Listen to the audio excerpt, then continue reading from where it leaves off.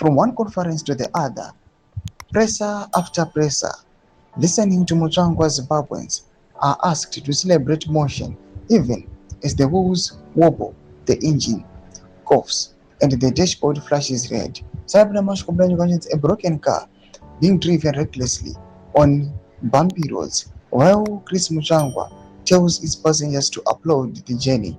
Subscribe or like on the bell icon.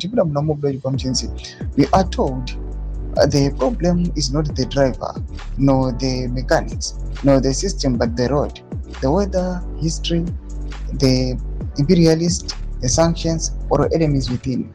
Yet the truth be told, this vehicle is failing because those entrusted to maintain and steer it have chosen negligence and corruption over responsibility.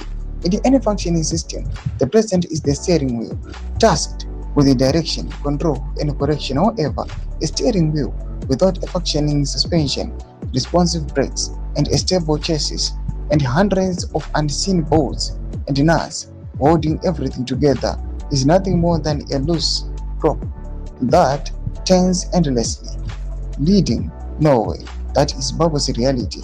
The institutions that should anchor the nation, cabinet, parliament, judiciary, the civil service, and general security organs, political parties, industry, and more have been repurposed and corrupted into instruments of elite survival and dominance. I mean, the bolts that hold the system together have loosened, some deliberately removed, others simply ignored, and yet we are told the vehicle is intact. It is not.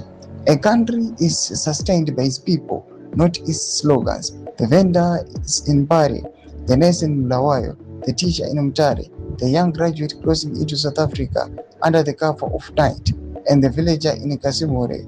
These are not marginal sectors, they are the engine. But unfortunately for Zimbabwe today, that engine is overheating, underpaid, neglected, and increasingly absent. Doma developments are kuda pangwa in a comment section of aim or believe on these developments. Don't subscribe or like, watch it on the bell icon.